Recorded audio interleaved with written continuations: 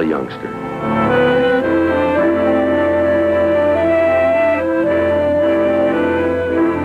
Every month it grows a couple of inches taller and increases its chest expansion. It eats more food, uses more energy, and needs longer pants. Like other adolescents, sometimes the city has growing pains. When the pains get too severe, I'm part of the treatment. I carry a badge.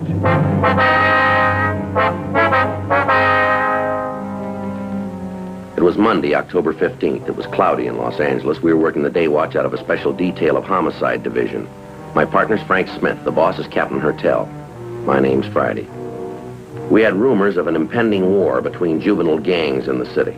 Reportedly, the gangs were well supplied with homemade weapons. We didn't know when the fighting might start. We had to try and stop it.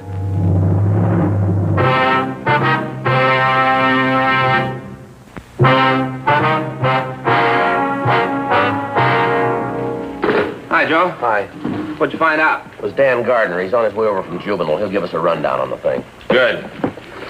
Sure is a beautiful day. Well, you're feeling pretty good, are you? Great. Got in some studying for the sergeant's exam during my lunch hour. I'm really whipping this thing, Joe. I went through the chapter on police reports. I got the whole thing down cold. Well, that's fine, boy. I'm glad to hear it. You know, Joe, you have to be absolutely factual in your reports. Factual, brief, and accurate. And that's where my newspaper training's sure gonna help. I didn't know you had any newspaper training. Oh, sure, 4 years of it. Well, is that so? Yeah, all the way through high school. I was staff man on the school paper. Oh. Wonderful training, Joe. Nothing like it. You see, in news work, you have to be factual, brief, accurate, too. It's a must. Mm-hmm. All right, what'd you do? Write a column for the school paper? No, I didn't have a column. Well, then, were you one of the editors? No, not exactly. What'd you cover sports? No, I never cared much for that end of it. Well, now, just what did you do? Well, it's a little hard to say. I guess you might say I was on the administrative side. Uh-huh. What'd you do?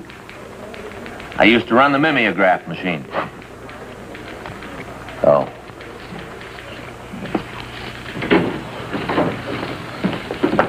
Hi, Joe. Frank. What'd you say, Gardner? Hi, Dan. Good to see you. How are things going? Oh, not bad. A little slow. Sit down, Dan. Here, take my chair. Thanks. Well, we hear you got some problems. Oh, lots of them. Captain brief you on any of it? No, I figured you'd fill us in. Guess you could use some help, huh? All we can get. Sitting on top of a bomb, we don't know when it's going to go off. What's the pitch? Juvenile gangs. 5 of them this time. We got it. They're ready for trouble, all of them. High school kids? Most of them. Some of them junior high. Well, now, how come 5 gangs, Dan? What are they planning, a free-for-all? It's a long story. They've been building up to this thing for months. We hear it's supposed to be an open war. Uh-huh. Here's a list of the different gangs involved. Thanks. You can see there, same crowds we've been riding herd on for the last couple of years. Yeah. Night Prowlers, Blue Devils, Black Tigers, Green Valley, Chalk Hill, yeah. Here's the breakdown on each one of them. Hard to get exact figures, but we think it's fairly accurate. Yeah. Night Prowlers gang, 26 members. Leader, unknown. The Blue Devils, 18 members. Leader, Bertram Willis, age 16. The Black Tigers, 22 members. Leader, Robert Barson, age 17. They're supposed to be the strongest bunch. Green Valley gang, 20 members. Leader, unknown. Chalk Hill gang, 16 members. Leader, Thomas Resnick, age 18. What's behind it, Gardner? A lot of factors enter into it, I guess. My own idea, the Black Tigers gang's doing most of the promoting. What's the object? The usual big shot idea some high school kids get. Black Tigers figure they're going to run the whole city. They've already scared the Green Valley gang and the Blue Devils into joining up with them. Well, how'd they manage that? I'd like to find out myself. Dan, how about the other 2 crowds, Chalk Hill and the Night Prowlers? The story I get is they won't come in with the Black Tigers. That's supposed to be the reason for the war. Either they join up with the Black Tigers or they fight them. That's the warning they got. Well, I don't get it, Dan. Who's doing the organizing? Who's promoting it? I got an idea about that. I'll get to it in a minute. Take a look at these things.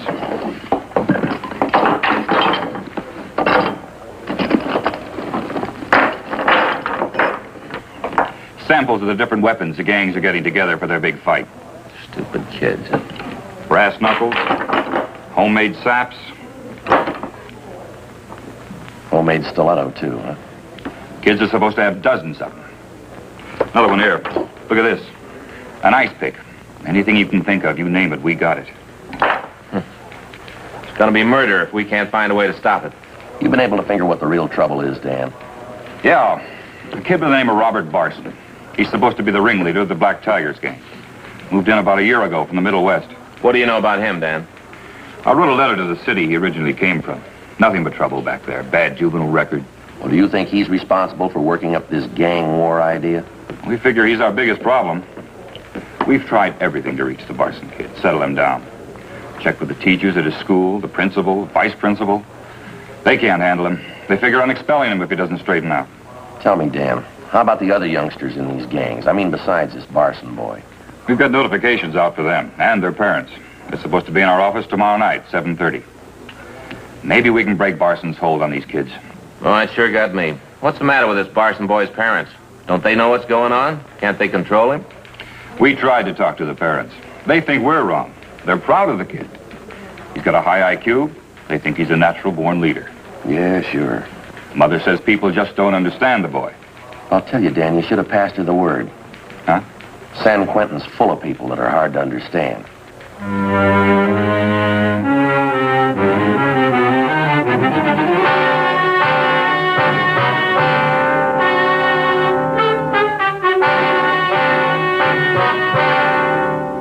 The following night, Tuesday, October 16th, the members and ringleaders of various juvenile gangs, along with their parents, showed up at Georgia Street Juvenile as requested. In questioning each of the youngsters, we definitely confirmed the reports we had of the impending gang war. A few of the parents didn't bother to show up at the meeting. Among these were the parents of 17-year-old Robert Barson, the boy who seemed to be promoting most of the trouble. The following morning, Frank and I drove out to his home and talked with his mother. I don't know why you say that. I appreciate you worrying about my boy, but I'm sure it's not as bad as you think. I don't mean to contradict you, Mrs. Barson, but I'm afraid it is. It's a lot worse than you think. That's what the other officers said, too. But you really don't have any proof, do you? I mean, a few idle rumors. You certainly can't accuse Robert on that basis. We're not accusing Robert of anything, ma'am. That's not the point. What we're trying to do is to head off the trouble before it starts. I understand, but what trouble? As I say, some boy says there's going to be a fight. He tells you Robert has something to do with it. You need more to go on than that, don't you? We've got more than some boy's word for it, Mrs. Barson. We've interviewed dozens of them. They all say the same thing. Now, we've got samples of the weapons they use, and we know who's involved. I don't mean to be unreasonable about it, Sergeant. I hope you understand that. Yes, ma'am, we do. It's just that I know my son. You see, very few people really understand Robert. Now, if there's going to be trouble with gangs in the neighborhood, as you say, I'm sure Robert hasn't anything to do with it. If he did, he'd tell me. Well, you were living in the Middle West before he came to Los Angeles, ma'am. Is that right? Yes, that's right. Nebraska. Well, now, wasn't your son involved in some kind of trouble back there? Yes, but it didn't amount to anything. It could have been avoided so easily.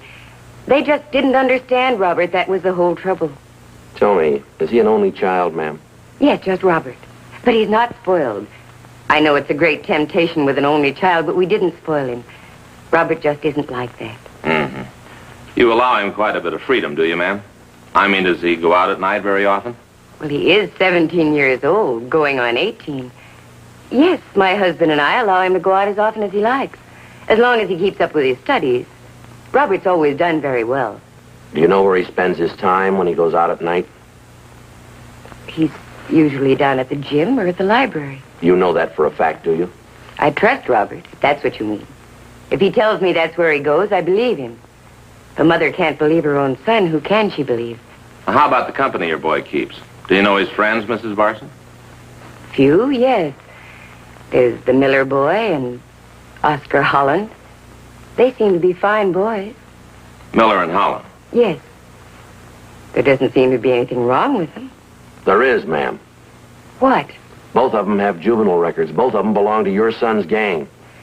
Really, Sergeant, how can you say that? It isn't fair. Wouldn't it be better to try and understand these boys instead of picking on them, persecuting them? I don't know how we're going to make you understand, Mrs. Barson. We're not picking on them. We're not persecuting them. We know there's a gang problem. We know your boy's one of those at the bottom of it. Now, if something isn't done, there's going to be trouble. If we're going to stop it before it begins, we've got to have your help. I'm perfectly willing to cooperate. You know that. That must be Bob now. Could you come in here a minute, Bob? Yeah? What do you want? These are police officers, Bobby. This is Sergeant Friday and Officer Smith, is that right? Yes, ma'am. How are you, son? Hi, Bob. Hi. How about something to eat? Haven't you got anything ready yet? Well, I wasn't expecting you, Bob. Won't take a minute, though. I'll go out and get a snack together for you. Could I fix you a sandwich, officer? No, No, thank you, ma'am. Thank you. Excuse me. Well, what's this about? You want to see me or you just want to talk to my mother? Sit down here a minute, son. We'll talk to both of you as long as you're here. Well, I've got to take off pretty fast. What's it about? It's about Geronimo. That's the gang's code word for the war you're setting up, isn't it? I don't know what you're talking about. Your gang, Bob, the Black Tigers. We talked to half a dozen of them last night down at Juvenile. I don't know what you're talking about. Somebody must be handing you a line. No. We got the names of everybody in your gang. We know the whole setup. Now, you go ahead with your idea, and you're going to buy a lot of trouble, Bob.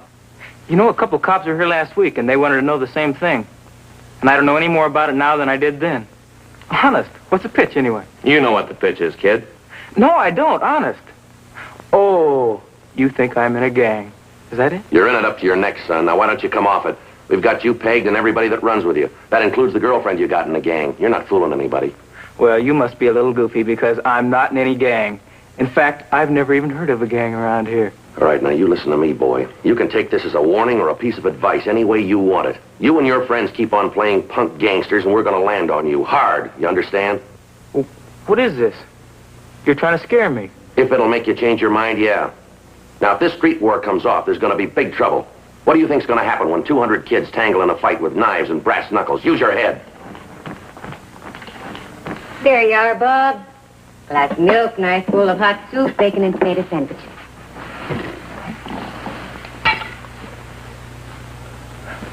You always make this soup too hot.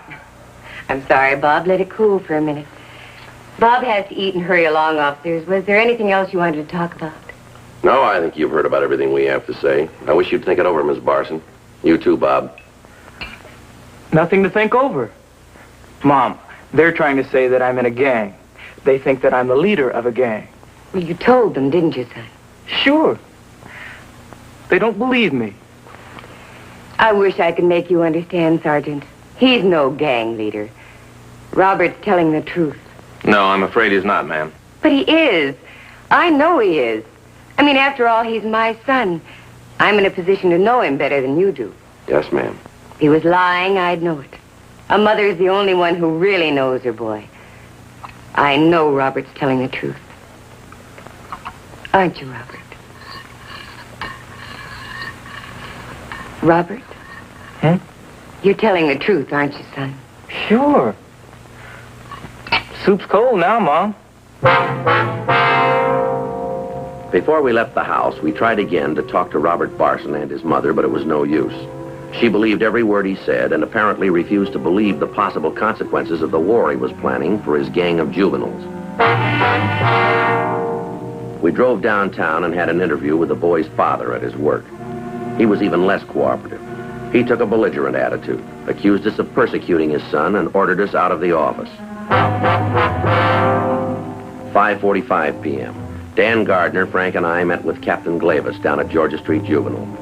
Most of the parents are pretty agreeable, huh? Yes, sir. About 90% of them promise to make their kids get out of the gangs and stay out. If the parents mean what they say, the gang's going to take a big drop in membership.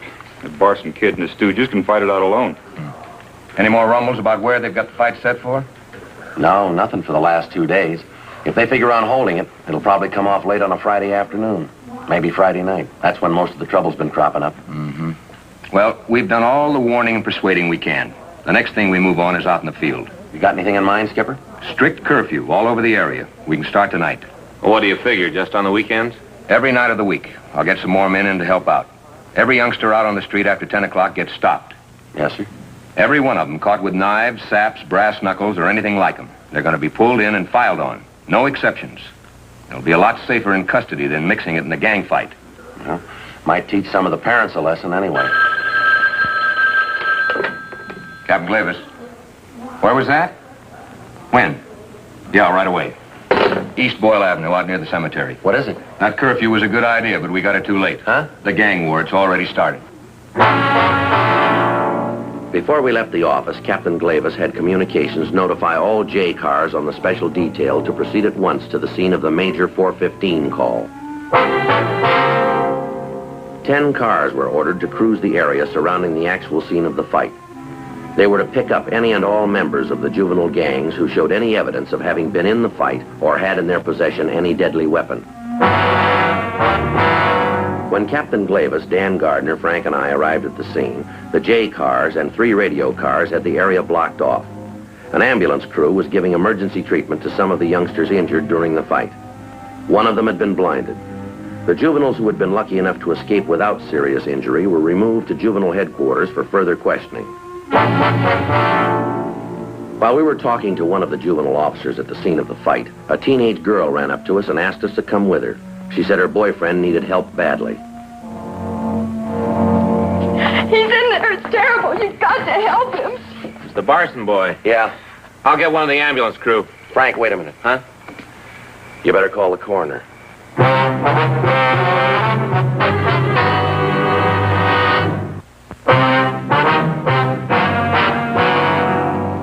The 17-year-old Barson boy was pronounced dead from the knife wounds in his chest. As we left the scene, we asked Sergeants Zachary and McTighe to notify the parents of the deceased. We called Control 1 and informed them that we were bringing in a teenage girl for questioning. 7:15 p.m., we got back to the office and proceeded to question the girl who identified herself as Clarice Porter, age 16. She told us she was Robert Barson's girlfriend. There was a lot of yelling and kicking and fighting going on. I ran around looking, and I finally saw Bob. I'm not sure it happened so fast. What happened, Clarice? I'm not sure. Somehow Jumpy got to his feet. I thought I saw him pull a knife on Bob. Long and thin. Maybe an ice pick. Yeah. Bobby was still hitting him with the chain. Jumpy's face was all cut up. Then it looked like Jumpy hit Bob in the chest with something. Bobby stopped. Jumpy did it again. Bobby turned white. He looked sick. He started to run. What happened then? Bobby kept running. I went after him. I saw him fall. He got up. He kept running. Then one of the other gang grabbed me. They hit me. It's all right. We understand. I didn't find Bob until the fight was over. I heard the sirens. They were coming around from everywhere. I felt sick. I finally found Bob. He was laying on the seat of the car, just laying there. That's when you called out? I guess I knew it. As soon as I looked at him, he was dead. It's terrible when you find somebody dead. Somebody you love. It'll be all right, youngster. It won't be all right. Now take it easy, Clarice. I love Bob. Didn't you know that? When he graduated, we were going to get married. As soon as he got out of school, we'd be married. Married. Clarice? How old are you? 16. Why? Oh, nothing. It happens to practically everybody. Huh? People make a lot of mistakes when they're 16. 8:13 p.m. A special show-up was held, and Clarice Porter identified 17-year-old Warren Stoll, nicknamed Jumpy, as the boy who'd stabbed Robert Barson to death. Half a dozen members of either gang also tabbed Stoll as the boy who'd wielded the murder weapon. Statements were taken from all concerned. All parties were detained, pending a hearing in juvenile court. 8:53 p.m. Clarice Porter was turned over to a policewoman, and Frank and I started questioning the subject, Warren Stoll, about the murder. I told you the truth. I told you the whole story. I don't have to tell you again. No, we're pretty sure you're not telling us the truth here, Warren. Now, we know you tangled with Bob Barson in that fight this afternoon. No, I didn't. Look, son, we got statements from a dozen kids. They said Barson had a chain. He kept slugging you with it. You pulled a knife and stabbed him. How do they know? A lot of kids there had knives. Anybody could have stabbed him. Why are you picking on me? No, it was your knife, son. Your initials are on it. I lost the knife in the fight. Somebody could have picked it up, used it. Now, that won't do, youngster. That knife's been processed. Your fingerprints are all over it. How about it, son? All right, come on, Warren. What do you got to say? Nothing. I killed him.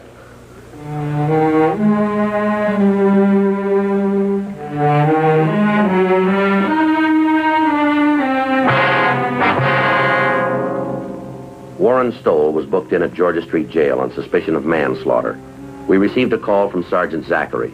He informed us that no one was home at the Barson house, but according to one of the neighbors, Mrs. Barson was expected back around 11:30. 11:45 p.m., we broke the news of her son's death to Mrs. Barson as gently as we could.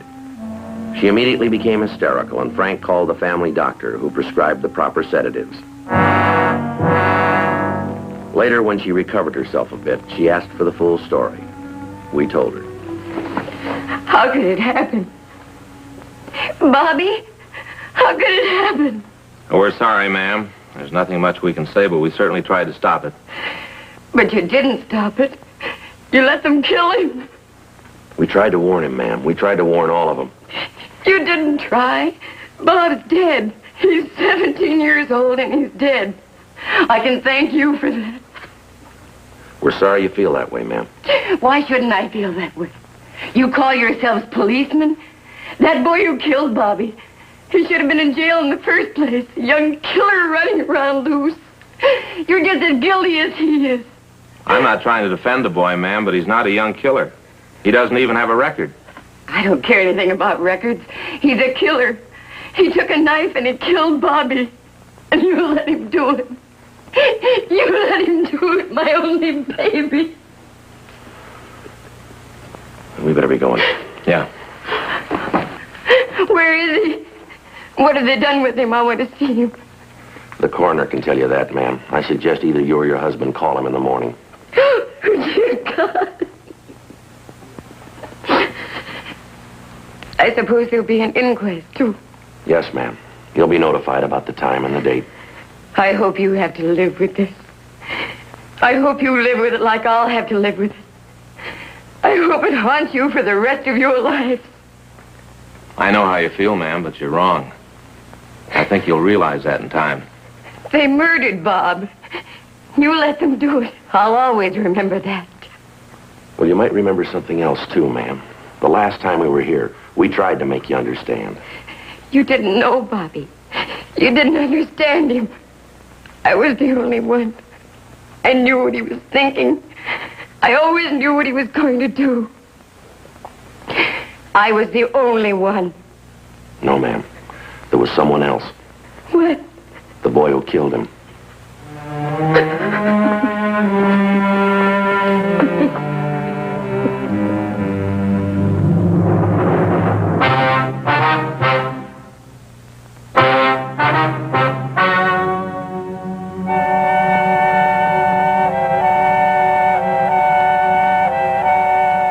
On April 10th, a hearing was held in the juvenile court of the state of California in and for the county of Los Angeles. In a moment, the results of that hearing.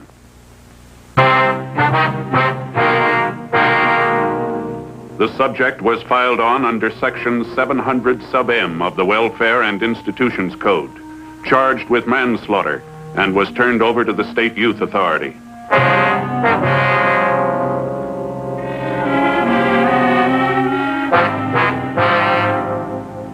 17 other principals involved were also filed on under Section 700 sub M of the Welfare and Institutions Code and charged with assault with a deadly weapon.